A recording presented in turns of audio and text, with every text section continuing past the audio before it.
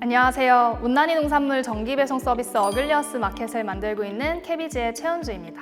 저는 어린 시절에 일단 하동이라는 굉장히 작은 농촌 마을에서 나고 자랐는데요. 이제 학교를 가는 길에는 논밭이 펼쳐져 있는 풍경이 익숙한 곳이었고 그 5일장이 항상 열렸어요. 그래서 집 앞에서 채소나 과일들을 그렇게 시장에서 사 먹는 게 되게 익숙한 곳에서 자고 날았습니다. 근데 이게 나중에 생각을 해보니까 제가 서울로 상경해서 마트에서 보던 채소와 달랐다는 거를 나중에 좀 인지를 할 수 있었던 것 같아요. 아, 내가 시장에서 먹었던 게, 봤던 게 못난이 농산물이었구나를 알게 됐고, 최근에도 다시 고향에 내려가면 그런 좀 다른 점들이 눈에 띄기는 합니다. 어글리어스 마켓은 농산물이 중량이나 크기, 모양이 시장 기준에 미달해서 판로를 찾지 못하는 농산물들이 있는데요. 이런 농산물들을 7종에서 최대 10종까지 소량씩 구성해서 정기 배송하고 있는 서비스입니다. 일단 어글리어스는 못난이 농산물을 주로 취급을 하고 있다는 게 가장 큰 특징이기는 한데, 이 못난이 농산물들을 딜리버리하는 과정에서 저희만의 컨텐츠를 동봉을 해드리고 있어요. 레시피 페이지라고 부르는데, 여기에 저희가 보내드리는 농산물들이 어떤 사연으로 산지에서 오게 됐는지, 그리고 이 농산물들을 어떻게 해먹으면 좋을지에 대한 레시피까지 함께 담겨 있습니다. 그래서 이 못난이 농산물들이 진짜 병이 들거나 한 게 아니라는 점을 알고 안심하고 먹을 수가 있고, 그리고 새로운 요리에 또 도전하는 계기가 되기도 합니다. 어글리어스는 출시 1개월 만에 2,000명의 유저가 모일 만큼 좀 빠르게 인지가 된 서비스였고요. 저희가 운영 안정화를 위해 한동안은 조금 쉬어간 뒤에 1년이 지난 현재 시점에서 저희가 최근 투자를 받고 300명 정도의 농가분들과 함께 하면서 200%씩 빠르게 성장을 해나가고 있습니다. 어느 날 아티클을 보다가 해외에서 이 못난이 농산물들이 굉장히 문제가 되고 있고 이걸 해결하려는 움직임이 공익적으로도 그리고 비즈니스적으로도 많이 일어나고 있다라는 내용을 보게 됐습니다. 근데 그때 그 다리가 2개인 당근 사진이 있었거든요. 그게 너무 신선한 충격이었어요. 평소에는 저희가 마트에서 당근을 사러 갈 때 항상 뿌리가 하나인 당근을 보지 그렇게 걸어 다닐 것 같은 당근을 보진 않잖아요. 그래서 그게 좀 이상해서 내가 먹고 사는 농산물들이 어디서 어떻게 오는 거지? 라는 유통 과정에 좀 의문을 품게 됐던 것 같아요. 그리고 그게 제 어린 시절과도 좀 연관이 되기도 했고, 그래서 이 궁금증을 좀 풀어보자 라고 해서 못난이 농산물들을 사 먹어보고 하다가 자연스럽게 비즈니스로 좀 연결이 된 케이스였습니다. 그 전화를 이제 몇 번을 하다가 농가를 바로 방문을 했었어요, 주말에. 못난이 농산물이라고 부를 그 친구가 열매로 달려있는 장면을 봤거든요. 그래서 그거를 이제 농부님과 같이 따 먹고, 그러면 이거는 지금 원래 납품을 하시는 곳에 납품을 못 하는 거냐라고 했더니 그렇다고 하시더라고요. 농부님이 생각하시기에는 맛도 영양도 다르지 않냐라고 했더니 당연히 그렇다라고 하시는데, 그럼 이걸 해결해보고 싶지 않으시냐라고 했는데 이제 번번이 실패했고 잘 되지 않는다는 걸 알기 때문에 이미 좀 마음을 접으신 그런 모습을 보고 어떻게 소비자에게 더 많은 품목을 빠르게 전달을 해줄지에 대한 라스트 마일에서의 고민은 굉장히 많이 있었던 것 같은데, 이 생산 단계에서의 고민과 조명은 되게 부족했던 것 같다라는 생각이 머리를 확 꽂더라고요. 그래서 제가 그러면은 이 산지와 생산자님과 정말 대화 많이 하면서 문제를 풀어보고 싶다라는 생각이 확 들었던 것 같습니다. 초기의 서비스는 지금 생각해도 참 어떻게 그렇게 무모하고 용감하게 시작을 했을까 싶을 정도로 기반 없이 일단 시작을 했었는데, 처음에는 그냥 제가 차를 몰고 계속 농가를 다녔습니다. 전화를 해서 조금이라도 좀 호기심을 보이시는 농부분이 있다면 그냥 바로 끌고 나갔고, 목요일 날 출고면 일요일부터 수요일까지는 계속 농가만 돌면서 채소들을 공수해오고 하는 거를 혼자서 한 1, 2개월을 했었습니다. 네, 어려움이 많았습니다. 왜냐하면 농촌에는 사실 되게 나이가 드신 남성분들이 많아요. 그래서 제가 전화를 하고 가지만 되게 왜소하고 작은 여자아이가 와가지고 농산물 좀 팔아보겠다고 하니까 다들 좀 너가? 하는 표정으로 되게 의아해 하시는 반응이 많았어요, 처음에는. 불신을 먼저 보여주시는 분들도 많았고, 그리고 진심 어린 걱정을 하시는 분도 있었어요. 처음에는 좀 그 분들에게 믿음을 드리기가 어려웠어서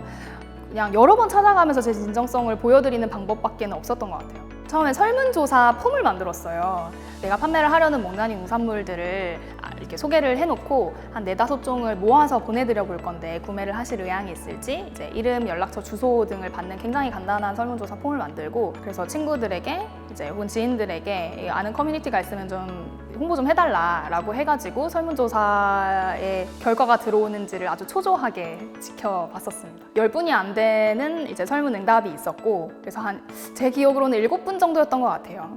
직접 제가 농가에 가서 그 7분을 위한 못난이 농산물들을 공수해 와서 심지어 배송도 너무 이 못난이 농산물들이 잘 갈까 걱정이 돼서 직접 배송을 각 집마다 해드렸던 기억이 있고요. 근데 그렇게 배송을 해봤을 때 제가 검증을 해보고자 했던 거는 이게 얼마나 주문이 많이 들어오느냐에 대한 문제는 아니었어요.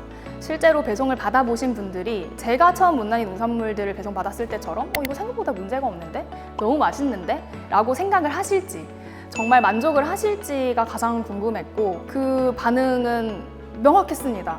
이게 정말 안 팔렸다고요? 라고 다들 의아해하는 목소리가 있었고 다시 주문을 하고 싶다. 그리고 제가 보내드린 것 중에 이것만 따로 살 수는 없냐 할 정도로 좀 반응이 뜨거워서 수요가 있겠다라고 짐작을 할 수 있었습니다. 너무 신기하게 그 배송을 한 지 며칠 되지 않아서 블로그에 글이 하나 올라오더라고요. 어글리어스 마켓이라는 곳을 이용했는데 송장도 없이 어떻게 왔는지는 모르겠지만 너무 맛있었고 이런 못난이 농산물의 이야기가 있는지 몰랐고 이거를 알게 돼서 좋고 이곳이 망하지 않았으면 좋겠고 이런 내용의 글이 올라왔어요. 그리고 제가 이제 신설한 인스타가 조금씩 팔로우가 올라가기 시작하는 거예요. 제가 새로운 내용의 컨텐츠를 업로드하지도 못하고 있는 상황이었는데 그래서 이 스토리가 나뿐만 아니라 다른 사람에게도 지금 소구가 되는구나, 같이 풀어보고 싶어 하는 사람들이 있구나 라고 생각을 할 수 있었습니다.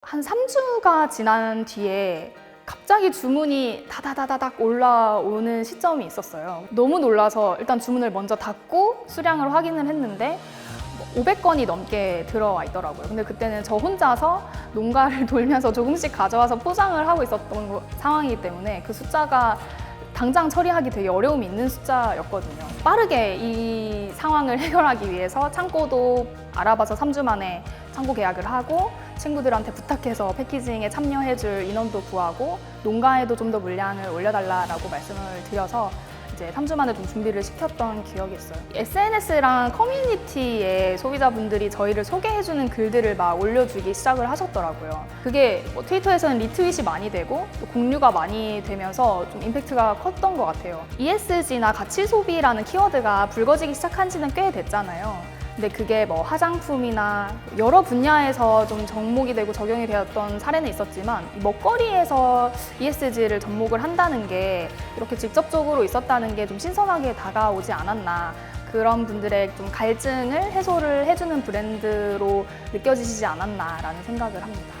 제일 기억에 나는 거는 3번 찾아가서 제가 설득을 했던 사과 생산자님의 사과가 제일 걱정이었거든요. 왜냐하면 사과 생산자님께서 이전에 그 사과를 팔아봤는데 접으셨던 이유가 이거 너무 못나도 못나지 않았냐, 이거를 먹으라고 파는 거냐, 그런 컴플레인을 많이 받으시고 상심을 하셔서 더 이상 판매를 하지 않는 상황이셨거든요. 그래서 저한테도 사과를 주시면서 진짜 괜찮겠냐라는 오히려 걱정 어린 말씀을 많이 해주셨었어요. 근데 그 사과를 보내고 걱정스럽게 후기들을 기다리고 있는데 태어나서 먹어본 사과 중에 제일 맛있었다, 혹은 지금 막 열매 나무에서 따서 먹는 것 같은 신선함이었다, 이런 말씀을 해주시는데 너무 감격스럽더라고요. 그래서 그 후기를 캡처해서 생산자님께 보내드리고 같이 기쁨을 나눴던 사례가 있습니다. 저희가 초반에 고객분들의 반응을 보고 만들었던 원칙이 크게 2가지가 있는 것 같았는데요.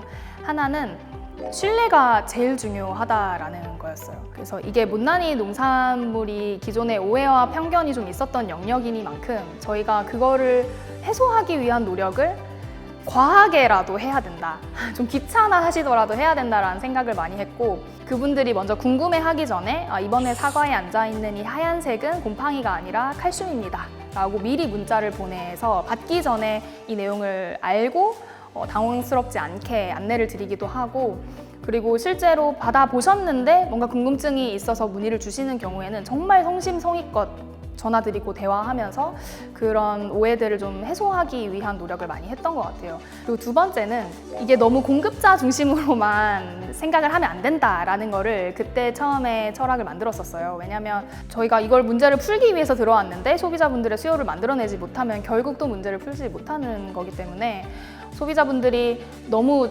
같은 품목을 계속 받게 한다거나 비선호 품목을 억지로 먹게 한다거나 하는 일이 없어야 한다라고 생각을 했고, 그런 농산물들을 구출하는 주기라든지 어떤 농산물들을 보낼지 구성이라든지에 대해서 소비자분들에게 더 편의에 맞게 맞춤으로 보내야 된다라는 관점에서 많이 생각을 했던 것 같습니다. 저희는 생산자와 소비자, 환경을 연결하는 이 선순환 구조를 만들고 지속하는 거를 목표로 하고 있습니다. 이를 위해서 소비자의 삶 가장 가까운 곳에 침투해서 문제를 풀고 싶다는 목표가 있어요. 이를 과일, 그리고 이 원물을 활용한 가공으로까지 카테고리를 확장해 나가고, 그리고 온라인으로만 판매하고 있는 것을 오프라인으로 채널을 확대를 해 나가면서 편리하게 이용을 해보실 수 있도록 하는 것이 저희 목표고요. 그 과정에서 저희만의 그 철학들, 건강한 생산을 지키겠다, 최소한의 생산 과정에서 쓰레기가 발생하지 않도록 하는 것을 추구하겠다라는 철학과 신념을 지켜나가고 싶습니다. 저희는 가슴이 뜨거우신 분, 먹거리나 지속가능성이라는 키워드에 관심이 있고, 그리고 동료들과 함께 협업을 하면서 함께 성장을 해나가는 것을 추구하시는 분을 찾고 있습니다. 저희 지금 CX 매니저, 프론트엔드 개발자, 백엔드 개발자, 컨텐츠 마케터, 물류 운영 매니저